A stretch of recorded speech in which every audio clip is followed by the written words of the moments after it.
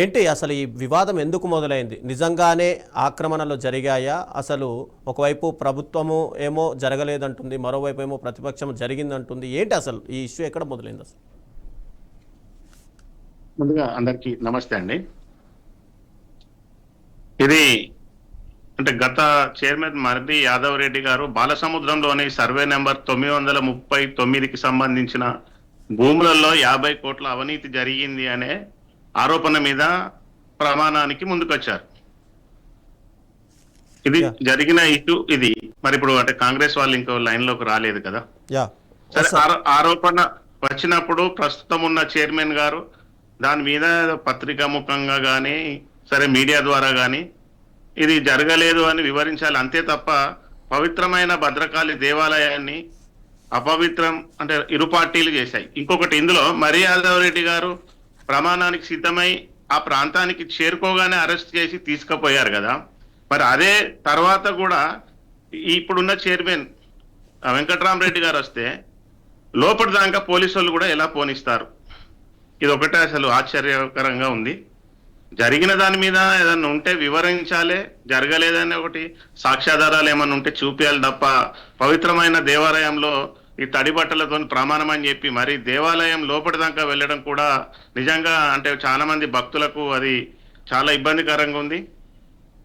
నిన్న జరిగిన ఇష్యూలో నేను కూడా జరిగింది. గౌరవ మర్రి యాదవ్ రెడ్డి మాజీ కుడా చైర్మన్ సంబంధించి ఒక ఛాలెంజ్ ఇచ్చడం జరిగింది. ఎందుకంటే ఇప్పుడు బస్టాండ్ కు కూతవేడు దూరంలో ముఖ్యంగా ఏంటంటే మీకు కూడా తెలుసు, మీ మీడియా మిత్రులకు కూడా, ఏదైతే మీ మీడియా మిత్రుల పక్కనే ఉంటుంది ఆ ల్యాండ్ 2.5 ఎకరాలు.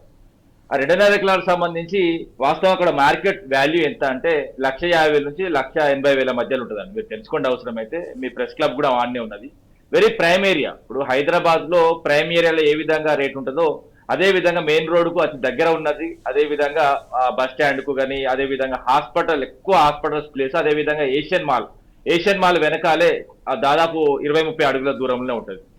ఇది వాస్తవం ఏంటంటే మార్కెట్ వాల్యూ 1,50,000 నుంచి ముఖ్యంగా ఏంటంటే గజానికి 1,50,000 నుంచి 1,70,000 దాకా ఉంటది అన్నది అందరికీ స్పష్టంగా తెలుసు జిల్లాలో. కానీ కొంతమంది రియల్ ఎస్టేట్ మాఫియాతోని ఇప్పుడున్న ఇనగాల వెంకటరామరెడ్డి కురా చైర్మన్, అదే విధంగా ఇక్కడ ఉన్న ఎమ్మెల్యే నారాయణ రెడ్డి ఇద్దరు కుమ్మక్కై టెండర్లను 60-70,000కి ఫిక్స్ చేసిండ్రు. ఈ 60-70,000కి ఎట్లా ఫిక్స్ చేస్తారని అడిగినాం మేము.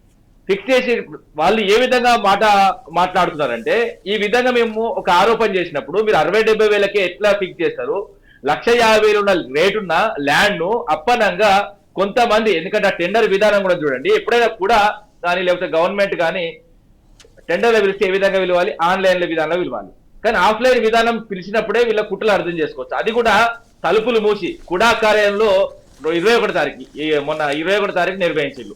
తలుపులు మూసి కొంతమంది వ్యక్తులు రానిచ్చి మిగతా వాళ్ళు టెండర్కి వస్తున్న వాళ్ళని లోపల రానివ్వకుండా, ఒకవేళ వచ్చినా కూడా హైదరాబాద్కి వెళ్ళి ఒక డాక్టర్ సంబంధించిన వచ్చిందండి, వాళ్ళని కూడా భయభ్రాంతులకు గురి చేసి ఇది మీకు పర్సంటేజ్ ఇస్తాం, 33 లక్షలు 34 లక్షలు ఇస్తాము, దాని తర్వాత మీరు అంతే ఎందుకు ఇలా పెద్ద పెద్ద వాళ్ళు ఉన్నారు అనవసరం మీరు ఓట్లు అంటే వాళ్ళు వదిలిపెట్టిపోవడం జరిగింది. వాళ్ళ తర్వాత మరి మీరు కమిషన్ ఇస్తా అన్నారు, ఏందని పరిస్థితి అడిగితే దీని ఎవరితో తెలుసా నీకు, నేను నారాయణ రెడ్డి మనిషిని అని బిపిన్ రెడ్డి అనే వ్యక్తి చెప్పారు. ఈ బిపిన్ రెడ్డి అనే వ్యక్తిని ఫస్ట్ మీడియా ముందుకు హాజరు చేయాలని నేను క్లియర్ గా డిమాండ్ చేస్తున్నా. కాంగ్రెస్ పార్టీని, అదేవిధంగా జిల్లా కాంగ్రెస్ పార్టీ, అదేవిధంగా ఇక్కడ ఉన్న ఎమ్మెల్యేలు, అదేవిధంగా మంత్రులు కూడా ఉన్నారు, ఇన్ఛార్జ్ మంత్రులు కూడా ఉన్నారు. వీళ్ళందరూ వాస్తవంగా ఆ బిపిన్ రెడ్డి అనే వ్యక్తిని ఫస్ట్ మీడియాకు ప్రొడ్యూస్ చేయాలి. ఏ విధంగా ఇప్పుడు ఈ కుట్రలు చేసిళ్ళు, ఈ దాదాపు అంటే ఇప్పుడు ఈ 70,000 కట్టబెట్టడం కాకుండా ఈ 70,000 అంటే ఇక 1,30,000, దాని తర్వాత 60,000, 70,000, దాదాపు 120 అంటే దాదాపు 1,20,000 ఏదైతే నష్టం వచ్చింది, ఏదైతే పర్ గుంటాక్ అని చెప్తున్నా, పర్ గుంటా కాదు పర్ గజానికి, మళ్ళా కూడా చెప్తున్నా. ఎంత స్పష్టంగా కనబడుతుందంటే, ఇంత స్పష్టంగా దొంగతనం దొరికిన తర్వాత ఏదైతే 1,50,000 ఉన్న గజానికి నువ్వు డైరెక్ట్ 60-70,000 అమ్మి, అదే విధంగా ఇంకో ఛాలెంజ్ ఇస్తారు. వీళ్ళు ప్రెస్ మీట్ పెట్టి వయసు గురించి మాట్లాడతారు, కుడా చైర్మన్ వయసు గురించి మాట్లాడతారు. ఎందుకంటే గత మాజీ కుడా చైర్మన్ వయసు, నీ వయసు ఎంత సబ్జెక్ట్ ఇంట్లో కూర్చోకంటే, ఇప్పుడు కుడా చైర్మన్ కూడా ఆయన వాస్తవంగా మీసాలకు కలర్ వేసుకుని ఎంటికల కలర్ వేసుకుని బయటికి రాడు. ఆయన ఏజ్ కూడా చాలా పెద్దదే, ఆయన పడుచుకోరోడు కాదు. ఎందుకంటే ఈ విధంగా పర్సనల్ గా మాట్లాడడం?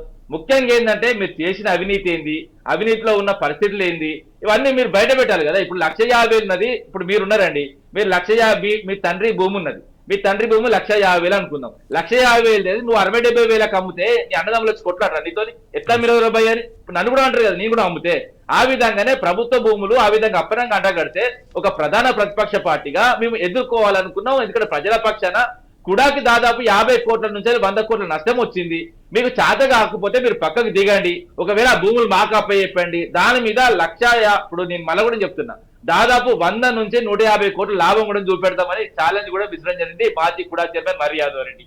అదే విధంగా తడి బట్టలతోని భద్రకాళి అమ్మవారు శుక్రవారం వచ్చి అమ్మవారి సాక్ష్యం ప్రమాణం చేసి చెప్తాము, ఈ విధంగా ఏ విధంగా మీరైతే అవినీతి చేసిల్ అన్నది నిరూపిస్తామని అక్కడికి వెళ్ళడం జరిగింది. నేను కూడా కుడా చైర్మన్ గారితో వెళ్ళడం జరిగింది. మేము అక్కడికి వెళ్ళి స్నానాలకు సంబంధించి కాలుగడగ ప్లేస్ ఉంటుందో అక్కడికి వెళ్ళినాం. అక్కడికి వెళ్ళి స్నానం చేసి లోపల దర్శనం చేసుకుందామన్న క్రమంలో మొత్తం పోలీసులను దించి గొర్ర గుంజుకపోయి మమ్మల్ని అరెస్ట్ చేసి దాదాపు మధ్యాహ్నం వరకు గుంజుకున్నారు. అయినా మళ్ళా ఇప్పుడు నేను అదే సమయంలో కూడా చెప్పడం జరిగింది, ఎందుకంటే మమ్మల్ని మాత్రం గుళ్ళోకి పోనిస్తలేరు, మేము దర్శనం చేసుకుందాం అన్నాం అంతే తప్ప ఆల్రెడీ ప్రమాణం అయిపోయింది. ఆడ క్లియర్ గా చెప్పడం జరిగింది, మేము దేవుని దర్శనం చేసుకుంటే పరిస్థితి లేదా అండి? ప్రజాపాలన అన్నారు కదా, ఎవరైనా ఎక్కడైనా ప్రశ్నించవచ్చు, ఏ విధంగా ప్రశ్నించవచ్చు, మేము అవినీతి చేస్తాను అన్నారు కదా, మరి ఏం అడ్డం వచ్చింది వీళ్ళకు, మమ్మల్ని లోపలికి ఎందుకు పంపలేదు? అదే విధంగా అదే కుడా చైర్మన్ వస్తాడు.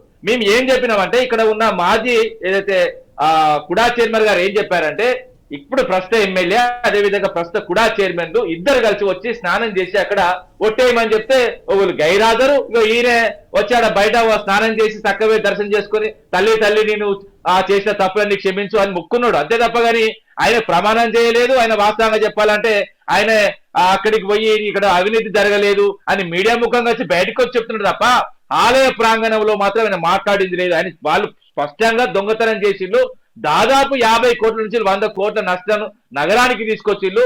మేము చూడండి ఇప్పుడు ఇదే హెచ్ఎండిఏ ఉన్నది, హెచ్ఎండిఏలో 55 కోట్లు పెట్టి మేము ఫార్ములా ఈరేస్ నిర్వహించినాం, దానికి 700 కోట్ల లాభం చూపించినాం.